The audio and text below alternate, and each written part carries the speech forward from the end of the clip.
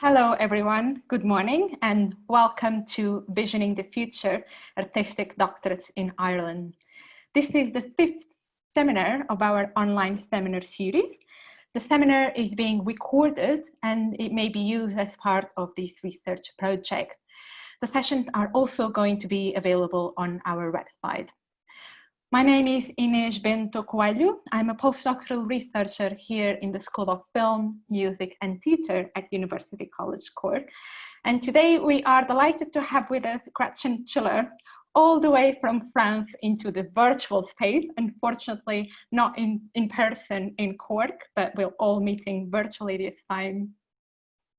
I will introduce Gretchen briefly and then pass over to her for her presentation.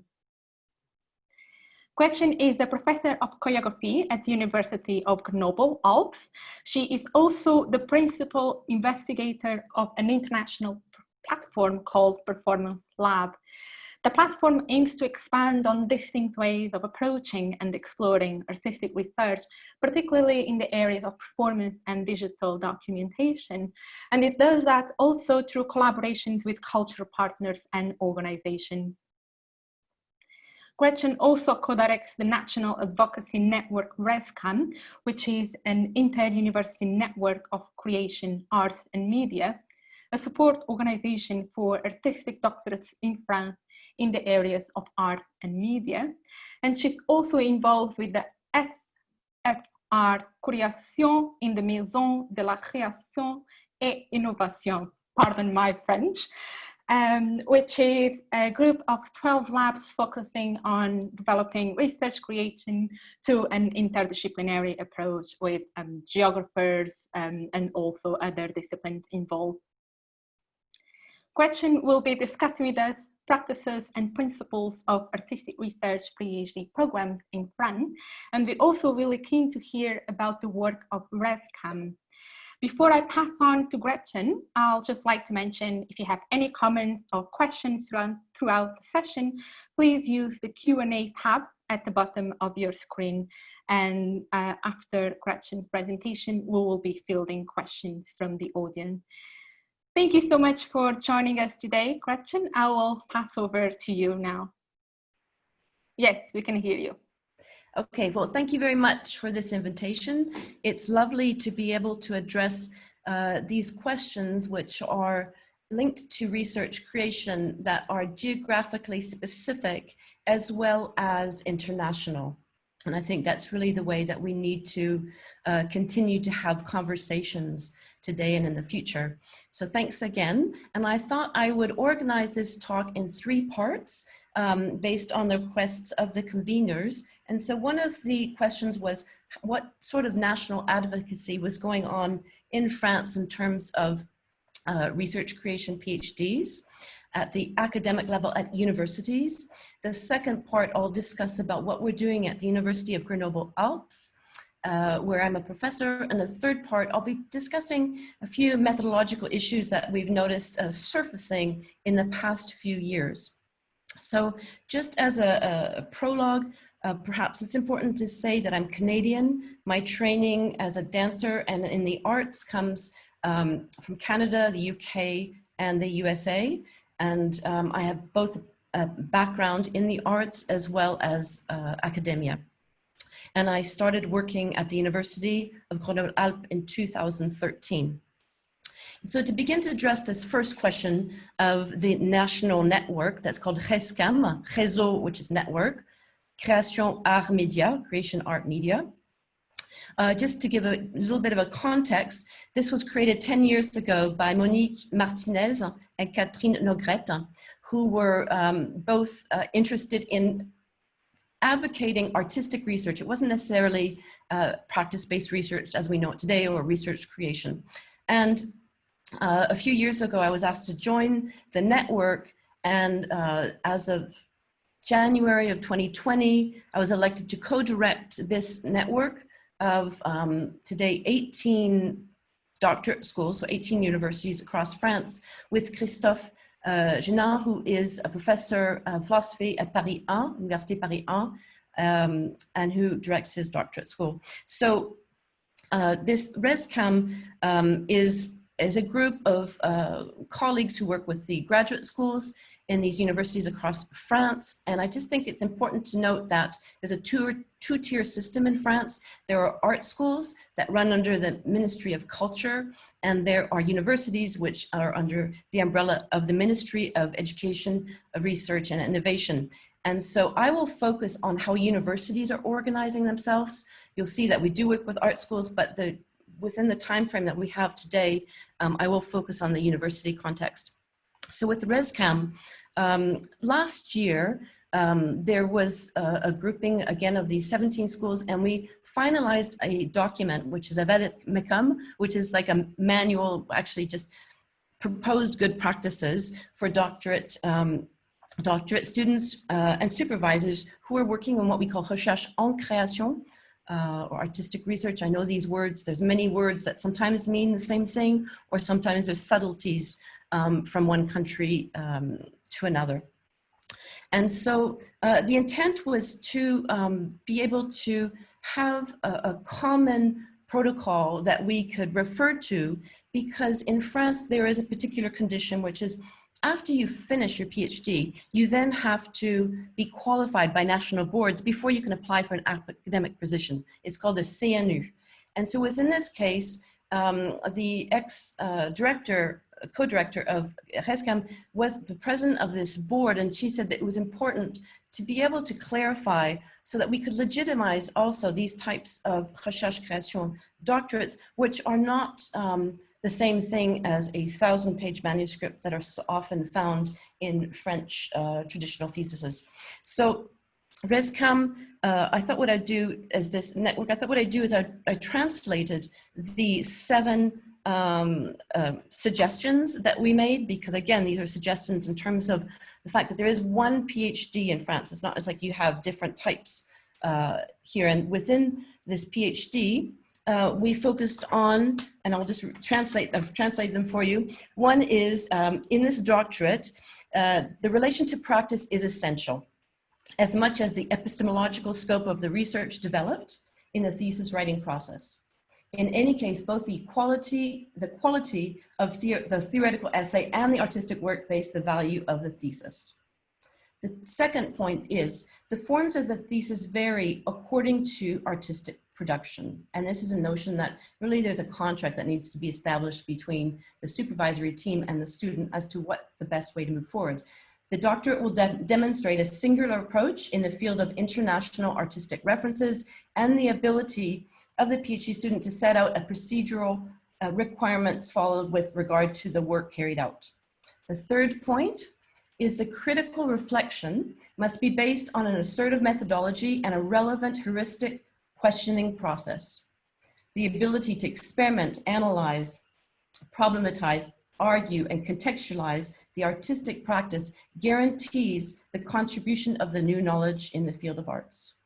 The fourth point, which is specific perhaps to France, which is depending on the needs of the thesis, an art professional can be associated with the thesis supervision in accordance with an article that was passed by the Ministry of Education in 2016.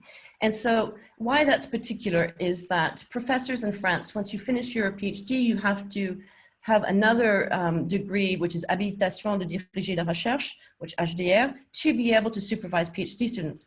And many of the HDR professors do not have practical experience in the arts.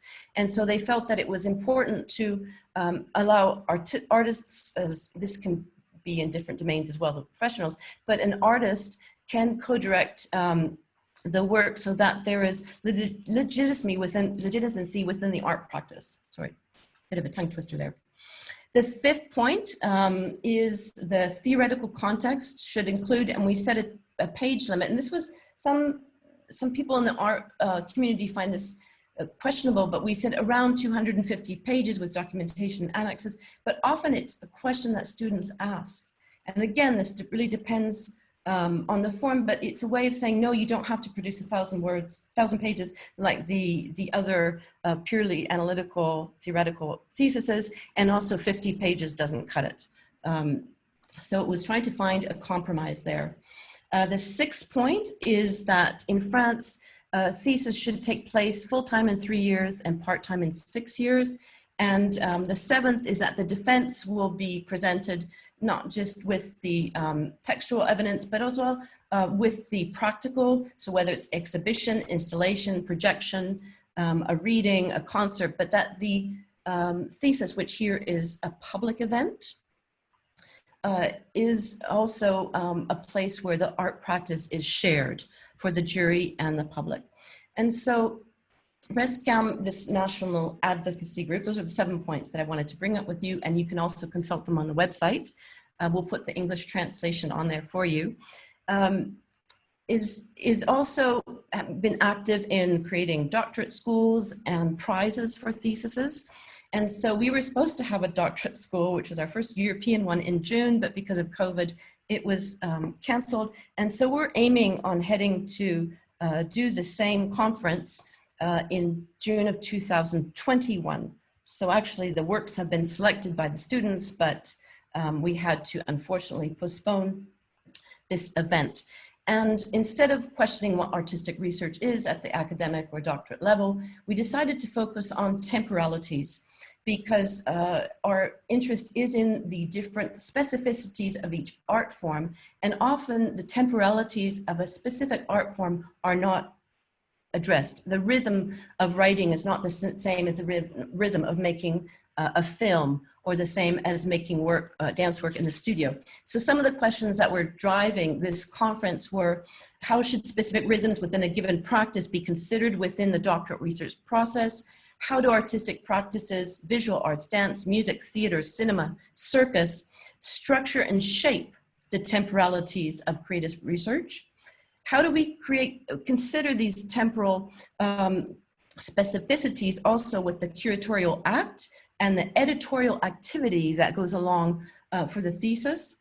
Also, how do we associate the temporal conditions of the creative process that develops during the research?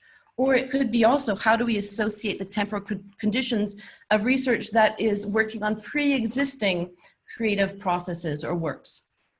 So we found that those were, and so that will be, and people will be invited to come to that event next year on temporalities.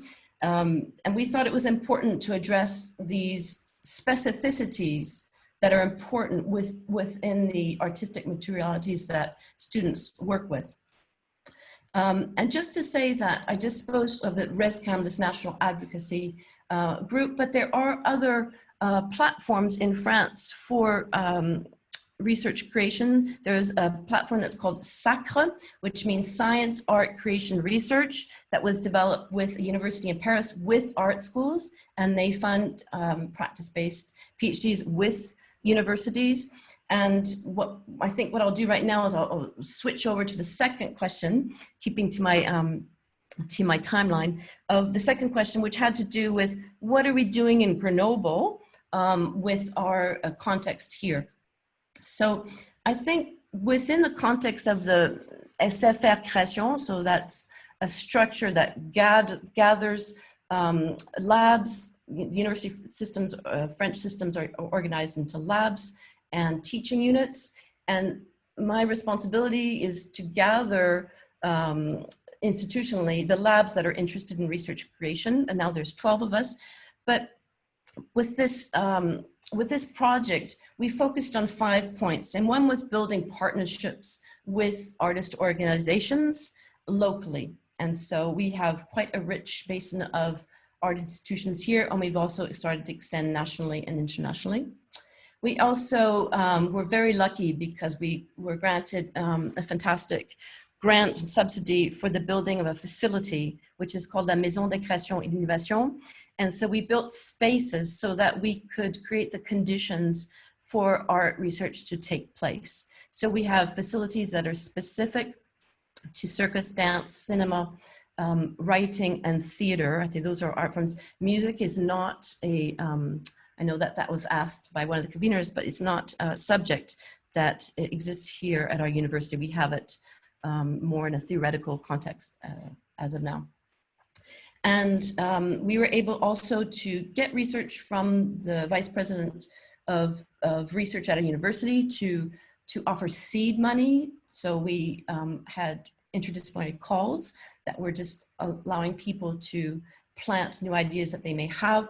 And the Performance Lab grant was a more consequential grant of 3.5 years to build interdisciplinary research with specific questions at hand, and mostly with people in the performing arts, geography, and computer science. The other element, I think that the two other elements that I said there was 5, the fourth and the fifth. The fourth I would say would be hiring. So in the department, I'm in the department of Art du Spectacle, which is primarily theater, dance, circus, and cinema. And we focused our hires on inviting people that were artists, scholars, people that had a strong artistic background, as well as being able to teach, because that is a bit of a problem, is that we are wanting to develop artistic research, but professors don't necessarily have the know-how. So that became something that we started working on since 2015. And also we implemented training with, in 2017 with what's called the Arts in the Alps Doctorate School. It takes place in the spring and it's biannual. So the second one was in 2019 and our next one will be in 2021. The first one focused on gestures of here and there, the links between archival and historical sites and contemporary sites. And the second focus, which was in 2019, focused on traces and how we make archives for the future.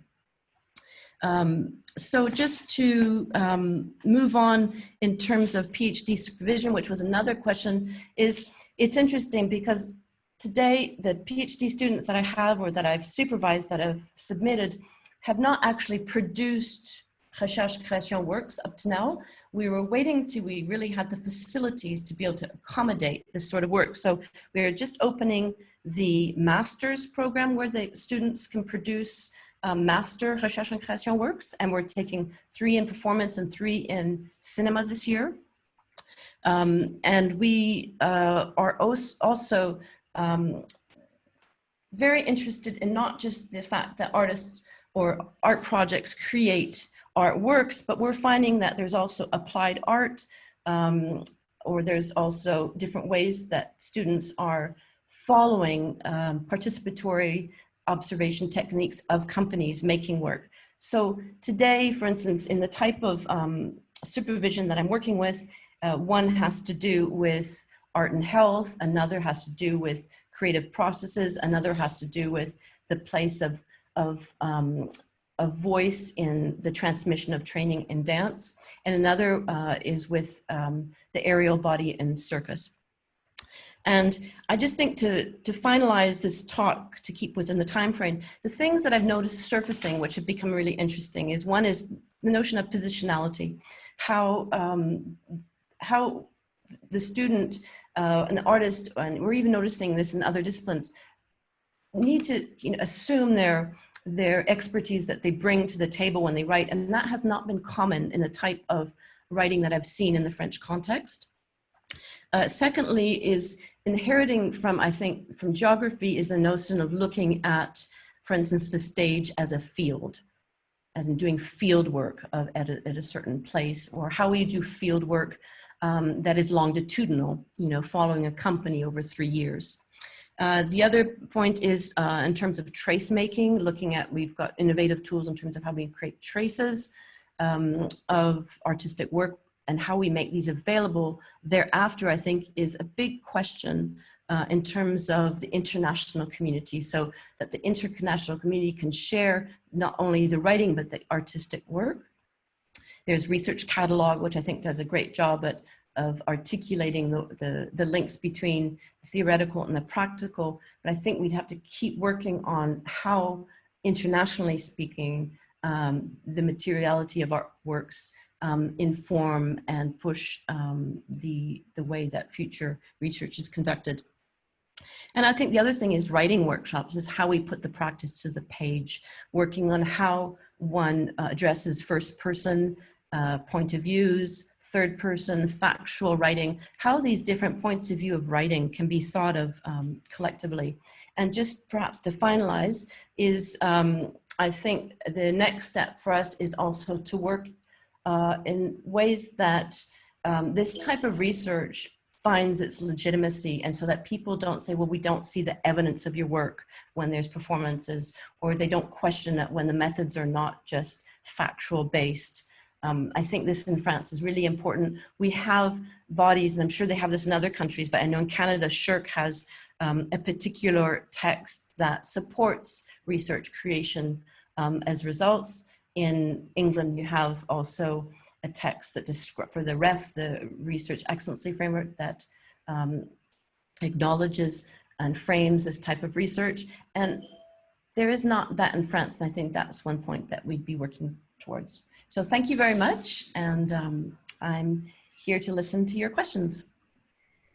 Thank you so much, Gretchen. That was really wonderful to hear about the work of all the different platforms. Can everyone hear me okay? Yes. Yes. I would just like to ask you, I've got a couple of questions before we open to the audience. So if there's anything that resonated with you that you'd like to ask Gretchen, please just write your question in the Q&A and we'll get to those shortly. I would like to ask you about the 7 suggestions that you mentioned, which seem really critical and really specific in relation to art practice. My question is, how are they being applied in different institutions? Are they being followed? Are they suggestions? Is it quite open? How are different institutions responding to that? And what's your experience in that regard? That's a great question. I would say we just released this document and we've just put it online recently. So it was written last year, put online, but people didn't realize it was there. So it's new, it's beginning to circulate. So it's hard to say how this has affected the way writing is taking place, but people are starting to ask us what are your protocols? My experience sitting on the jury of PhD defenses in different institutes, or even one that's coming up here, is that the word research creation is the word that's used here, or we use recherche en création, is still quite open. So I've been in a defense where they said it was research creation, but I would say it was pretty much an analytical traditional thesis, that the way the artistic work was really being interrogated was not that present. And I've also seen works where, just in extremes, I would say, where there lacked a context. You could see it was really clear about what was happening in the studio, but the international context was missing. And there's others that really are able to find that balance between interrogation and production of artwork. And I've seen 2 where there was a dance performance at the beginning, which really gave you a sense of the physicality of the work. But I've also seen where a DVD is presented and that you're just supposed to look at it on your own, which is, it's, in some types of artwork, it flattens the artwork, I would say. But it seems to be that the institutions, and I would say music and visual arts, were ahead of the game. Theater's only starting. Cinema is only starting in terms of this type of research. Dance has been around too. And I think there's specifics with each discipline. For instance, in dance, there's a lot of somatic research where there's not necessarily a artistic product, but the practice in research is made explicit, either through the documentation, so it's not necessarily an object that's produced at the end. So I would say right now, to summarize, there is still, a sense of difference, and that is why this was written as well. Again, as suggestions, because, institutions may feel that they need to add, every 3 months, like when I was in the UK, we had to actually go into the studio and see the work as it was progressing. Now, do people, want to put those suggestions in? That could be something. Mm-hmm. You talked briefly about PhD examination, so I think I would like to expand on that since you've been working with several institutions across France. Have you encountered any particular challenges that you'd like to discuss, or even examples of successful practices? I think challenges are when a PhD is interdisciplinary, and coming from a country where this idea of an expert of a field is really important, interdisciplinarity is not common in French academia. And that's why we're in one context working with interdisciplinary where it may seem like not a big deal. Here it's a big deal. So putting together committees that can address the different specificities so that an interdisciplinary project is challenged within its disciplinary heritage. I would say that's something that's interesting. Also, this notion of what is produced within the format of the defense, because in France, a defense takes all afternoon. The committee receives the document 2 months prior to the event, or sometimes earlier. Two reports are submitted to say that the student can defend, and then when the defense takes place, there's always this French tradition where everyone eats lunch together, and then the student presents their work, and then there's about 5 hours of interrogation from the jury. And the part of the artistic practice, for me, has not been satisfactory in terms of its interrogation. Mm-hmm. And you spoke towards the end briefly about the importance of positionality, considering the stage as a field, trace making and writing workshops. And I think, and also you spoke about temporality. So I guess my question is, I think this is quite an important point in terms of artistic practices, this notion of temporality. So I'd like you to expand a little bit more on that, on how that notion of temporality can have a particular effect in artistic research PhD. Right. So coming from my background, which is in dance, going into the studio and moving and then having a reflexive time of writing are two different times, because you can't write and dance at the same time. Well, I know people who try to do it, but I guess there's two times of that. Whereas creative writers have a very different relationship to how the practice is being put onto the page. I think also, working with working with archives and making a new film. They can be addressed by the subject. It can also be in terms of, there's a student that's about to defend, but her writing is done, but the film's not going to finish. So is she just going to show a prototype of the film, or does she delay the production of the film because the funding that came for the production of the film took longer than the actual thesis scholarship time? So those are just a few examples. I think there can be more epistemological issues that come up for students in their work, but that gives you a sense. Does that answer your question? Yes, it definitely does. I think another question which I'd like to ask you about before I open up for the audience is the question of employability, which is quite important for artistic research PhD. And I guess it's a question in three parts, which is looking at how my institutions support PhD doctoral students, how the RESCAM or similar organizations support this aspect of employability, and what might change in the incoming years on that aspect.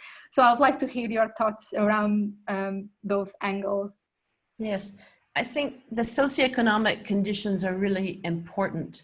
I know I write grants to be able to give students scholarships. I mean, I think it's really important to be able to take one's PhD seriously and not to have part-time jobs left and right. But that means a lot of grant writing to be able to to support financially a PhD in the making. But the PhD in the making with art forms involves also materials. So that was one thing, I guess, then with the space. Now, employability, this is where I think we find artists wanting to try to get jobs at institutions. So I think in some cases, a motivation to do a PhD is for employability. And I think the more that and we see how the student is working with other partners is very important. Again, because in France, there's a two-tier system. I mean, you've got academic research, when I say that, university research under one ministry and the Ministry of Culture. And that supports the art schools. And for instance, in one case, the university gave half of the grant and the Ministry of Culture gave research money to the art school that we work with, and they gave that money to the student so that they could complement the scholarship for making a PhD. The employability is really hard, you know, to get a job. And I guess the question is getting a job in another university or getting a job with the CNRS, which is a national research center in France, or is it getting jobs within the industry?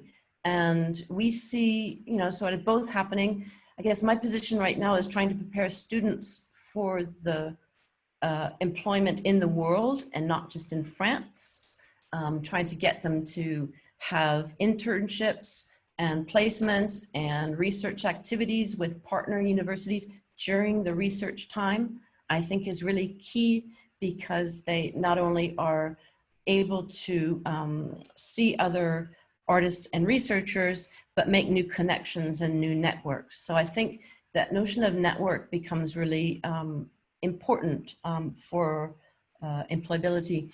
And it's really an interesting question right now, because right now the Ministry of Culture does not fund PhD students.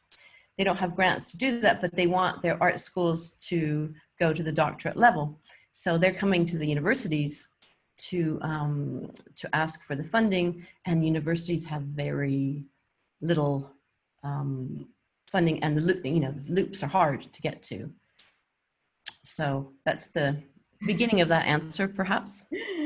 Thank you very much. I will now hand over to Joe Donaghy, our research assistant. Joe will be sharing questions from the audience. So over to you, Joe. Hiya. Hi, Gretchen. Thank you for your presentation. We have a couple of questions here that have come in from the audience. One interesting one, which follows on from what you were just saying, is somebody is asking here about the hiring of artist scholars in your institution, and whether there is an institutional policy around the recognition of their artistic outputs. Right. So could I know where that question is coming from? It's always interesting because I don't see anything. Is that normal? I just have a blank screen. It's coming in the question and answer okay. chat. Okay, because I just see an empty screen. But anyways, so is that coming from which country though? I'm curious. I don't know. Okay, I'll let you ask that in the chat while I answer. So the ex-president of our university was very supportive of art research and art teaching. And so we actually put it in calls that we had for positions in, I think it was 2015, 16, and 17. We wanted someone who had an artistic practice, and so we even started to use those words. But there were also people that had to have their PhD. There's one person that didn't have his PhD, but that was really, they were qualified by this national board because of their work. So I would say that it's something that our university, because of also this linked to the fact that we have this new building and this new facility, and we needed to create coherent research and pedagogic logic with artists, researchers. And we just got evaluated. You see, everyone gets evaluated for the research and the teaching. And we had support for what we're trying to build here. But one condition was giving artists spaces. So for instance, in cinema, there's a 60 rooms projection space with editing tools and a sound capture room. For the circus practitioner, she's got, we have 2 dance studios now, but circus practitioner who walks on her hands is equilibrista. She has a place where she can practice. And I think that was, we focused on giving them spaces like labs, knowing that you have a lab space to work in, that your part of your work may be going to the library, but it's not just that. These are other practices that are happening in the humanities at large, which I think we have to address in our community. And they're given, when the first hires arrive at our university, they're given less teaching time to support their research. And again, because we had these funding, the seed money for practice-based research, most of them, actually all of them, have applied and received that money. So does that help to answer that? Yeah, definitely. And the question came from Ireland as well. Thank you. We have another question here, which is from an American living in France, who's currently working on their PhD. And they're just curious if you have any comments on any cultural differences in terms of different countries and their view of art and their expectations in relationship to art. Because she's working, or this person is working in London, Dublin, and Paris, they're saying. Oh, absolutely. Absolutely. The intercultural factor is very important. And I think that's why I began my talk by saying there is geographical specificity and international attention that needs to happen together, because the institutions do not function the same way. You know, how art is funded in France is not the same way it's funded in the UK. And that boils down to how much time an artist is given to make a piece, if their work is selected at a choreographic center, to what they're given, and these sorts of things. And I think there's also political questions about, in 1980, performers in dance companies were not even acknowledged on programs. So they were les interprètes, but their actual names were not on the programs. It would be the choreographer, which kind of hit me because my experience in the States and UK, I thought, wow, that's really interesting. So there are certain hierarchies that exist within countries in terms of who do we listen to, who carries the voices of art practice. I think many, and it's one of the projects that we're working on here, many performers are silenced and not necessarily given a venue. And I felt in the UK that was less the case. And perhaps it's because arts are quite integrated into university schools already. That's just a bit of a hypothesis, and perhaps it's also a different way that projects have been funded. So I think also there's also simply the cultural heritage. One of my students who's from Brazil just did a gorgeous graduate thesis on Lia Rodrigues, who is a Brazilian choreographer who works in the favelas in Rio de Janeiro. And there is historical significance with what a gesture means. In one place, with someone who saw it here, they may see it as exotic. They may not be able to have the cultural literacy that is necessary to decode these elements. So I think it's really key. It's really key to know how to frame the work and acknowledge those, whether or not one can address all the issues in a PhD. It's really hard, but acknowledging them and saying, I'm aware, but within the context of this thesis, I can only address A, B, and C. But I think what Clifford Geertz says as the thick description of any practice, of course, involves that cultural specificity. Cool, thank you. Another question that just came in, which is kind of related to that, somebody from America as well, is just asking how realistic, because they're looking to do a PhD, and they're saying how realistic is it to work across national institutions, to work internationally. They're saying they'd love to work in Tokyo, Los Angeles, or Paris or London. So I suppose practically speaking, how realistic is it for them to do the research across? It depends on the people that they're trying to do the research with. It happens. So in France, it's interesting because I think it was around 1994, in the 90s, they put into place what's called a co-tutelle, which doesn't exist in the States, as far as I understand, but perhaps that's changed, so, because I've been living in the States for a long time.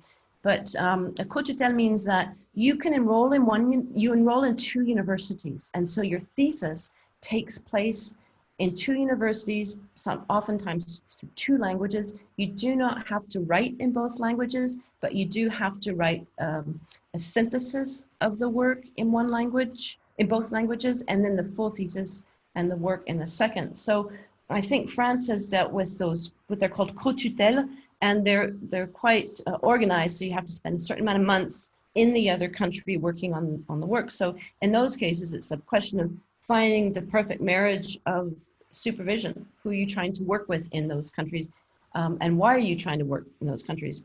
The other type of situation could be field work. Maybe you're doing your work in one university, but then you go to do field work in Tokyo. And of course that happens a lot. The PhD, however, does not always finance, the university does not always finance these. I know we have Erasmus, and our students are given the opportunity, if they are not on scholarship, to apply for funding, or else if they are in scholarship, there's funding available. I have a student that's working with flamenco in Spain, and her travel to Spain is covered. I know another student who's going to be going to Canada, and we'll be able to cover that. So again, I think it's fantastic to do that, but just be really clear on how if it's fieldwork or if it's co-supervision, and making sure that those supervisors understand the context of each other's cultural and institutional context, so that the student doesn't become trapped in no man's land because the differences are too great. That makes a lot of sense, yeah. Thank you. Another practical question kind of related to that, I suppose, as well, is two people have asked about funding, and just if you have any recommendations of where to look for grants or other funding. Somebody's asking, they're a UK-based PhD student in Ireland, about specifically arts practice PhDs and funding.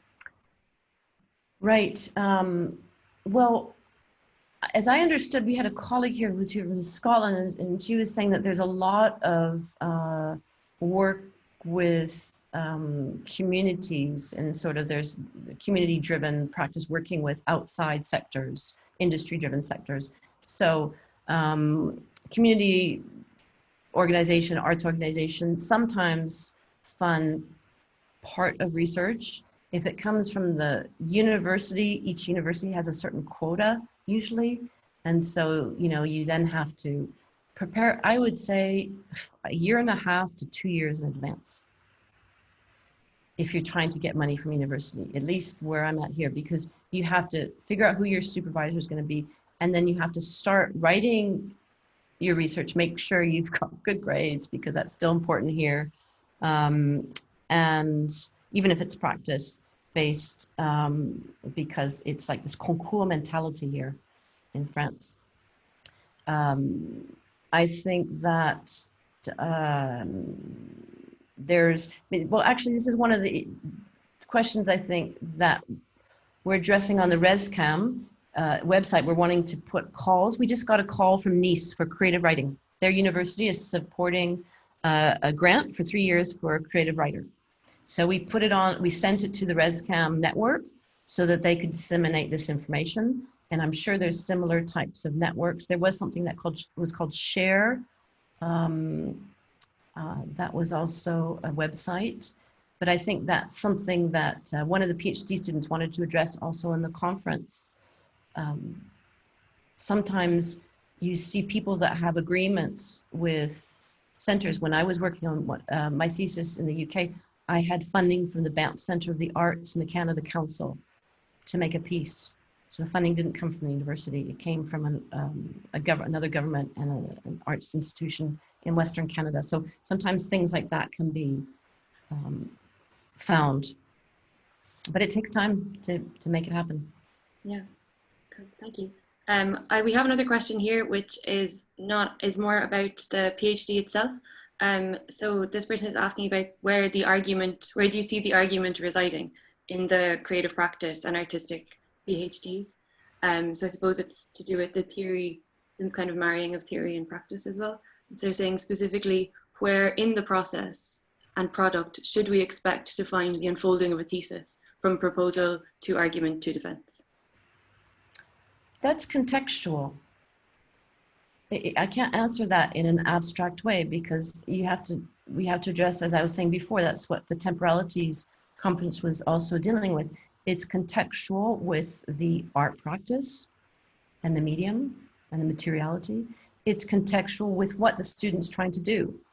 For instance, it could be that the student is trying to not make a final piece, but make a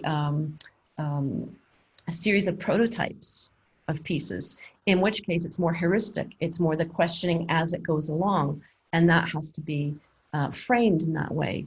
There are some students that are more mature, that they've been working in their practice, and they're very clear about what they're trying to turn the page on in their practice. And so that question can be formulated at the beginning. But what I've, as a supervisor now, what I notice is there's always shifts along, like what the student starts out by doing, that shifts. And one way to monitor that shift is with your supervisors, but also is like an annual meeting where you sort of say, okay, where you're at. So I would say that the question for me is too abstract. I would need specifics about those elements that I answered, but they're situated where they need to be of necessity for the questions that are being asked, the art form. And I always start with asking students is, why are they doing this? Why are they doing a PhD? What's the underpinning drive to do it? Yeah, as you said, it's very case by case, and there's so many different mediums, really. Exactly, and it depends on the medium that they're working through and what they're interrogating within that medium, to know if it's more processual or where is, for instance, is there a necessity for public contact with these intermediary processes, and is response from the public important in the methodology that is put into place as a whole, right? Because I would find that every PhD, even not PhD that's practice-based, creates its own methodology. It will say, well, I need to use this method because it's going to really help me answer certain questions and discover parts of the research that I don't know. So these things are then collated together as a methodology. Great. We have one last question there, Gretchen. Somebody's saying they're really interested to hear more about your collaborations with arts organizations. And these types of links were one of the core recommendations coming from the artistic doctorates in Europe research. And so could you say more about the nature and the activities of these collaborations for candidates and at an institution to institution level? Absolutely. So for instance, and I'll speak specifically for France, the first student that I worked with was started working with the circus practitioner and Johan Bourgeois, who co-directs the choreographic center here, and he was able to be directly invited. So we already worked with this choreographic center in Grenoble. He was able to walk into the rehearsal process. So his thesis is more of rehearsal studies. He ended up changing his fieldwork because he met a dancer working with Johan, who works with Sidi Larbi, and that's a choreographer from Belgium. And the work he followed, because he got into the choreographic center here, became part of the community. He then was working over 3 years in a longitudinal process, following as a participant observant, following the creative process in the artistic institutions where this company rehearsed and then performed. And I think that having strong connections with art institutions, for us at least, is really important because it allows you to see what's happening in the contemporary world, what questions are arising that sometimes are not happening at the university. Another example is a student who just received funding recently, who I'm co-supervising with a circus practitioner, and Lucy, we're working with the aerial body, and there's a circus research organization called the CNAC, and they'll be instrumental because they're interested in the archives that are being built, already her being able to retrieve archives, but she's also going to be contributing to the field of circus and aerial bodies with her research. So arts, I think it's just crucial. Another project that we're just starting with the Ministry of Culture and the art schools, and as well as with Choreographic Development Center here, is with site-specific performance. And they're interested in bringing in projects, and our community of academics working with the artists. And in some cases too, we have artists coming from these places wanting to make PhDs. So I see it as not universities going to institutions, but as sort of working together, rolling along the ride together. Cool. Thanks very much, Gretchen. That's it for the questions. I'll hand it back to Inesh now. And thank you very much for those answers. Thank you very much. Thank you, Joe.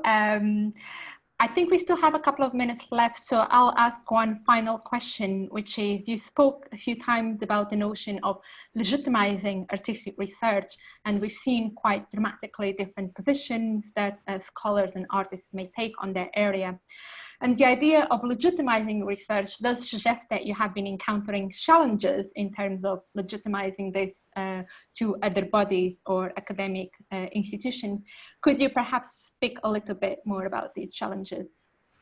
I didn't use that word before I came to France, which says a lot, because I heard my colleagues saying it. And I heard people saying, well, I'm a writer, but I don't put that in my CV. Oh, I'm this, but I want to underplay that.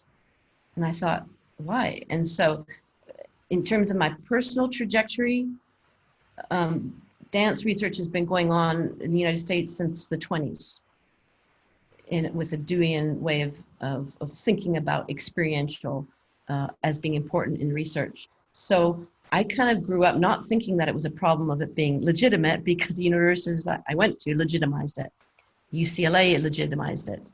So what I found in France, however, is there's a traditional academic notion of you're writing about an object. It's not necessarily one's own practice that's being interrogated, and that shifts the sense of, can my personal voice be a voice that is legitimate in the voice of the whole?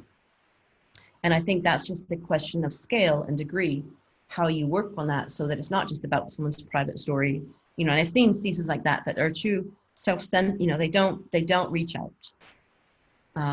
So the question of legitimacy, I think, was important too, because if you have the way juries are formed here, when they're defenses, they could have people that have not seen what this type of thesis is about, and they're saying, well, why didn't you write 1,000 pages? Why didn't you include a whole section on the history of circus? Well, actually, my data has been worked on collecting in the studio, and so I have a different focus. It's not saying I'm ignoring that, but it's saying that to be able to push the field forward, maybe all that information is not necessary to repeat if it already exists by someone else being written in there. And legitimacy, I think we're slowly here getting there. Like, I was amazed with last evaluation, but I still think, like, we just had questions about what we're doing. Okay, so how does that fit with the more factually evidence-based research? And often I say, you know, we're experimentalists, and like in physics, you have theoreticians and you have experimentalists. You know, there's no problem with a physicist submitting a PhD which the experiment shows that it failed. But why, you know, and I think that there's something that's important in what we do is We don't want to overcompensate. Sometimes I think that happens, like, oh, we're trying to be just everything. So there's that part of it. And legitimizing that the ephemeral part, what could be, in terms of the body driven work that I tend to focus on, is often seen as ephemeral. You know, the moment it's written, it's disappeared, but I disagree with that. So for me, you know, we carry things, it's epistemological. We carry a lot of know-how in our body libraries. And these know-hows, I don't think are helpful if they were silenced. Yeah. Thank you very much, Gretchen. I think it's time to round up. Thank you all for all your questions. Thank you especially to our guest speaker, Gretchen Schiller, for being with us today. It has been a fantastic session. Thank you, Joe Donaghy, for taking all the questions from the audience, and Michael Ryan for supporting us behind the scene, and everyone for coming as well. Before I finish, I would just like to mention that now we're focusing on the European context. We'll have a couple of sessions focusing on the Irish context, and then towards September, we will be presenting some work, current artistic research by Irish students.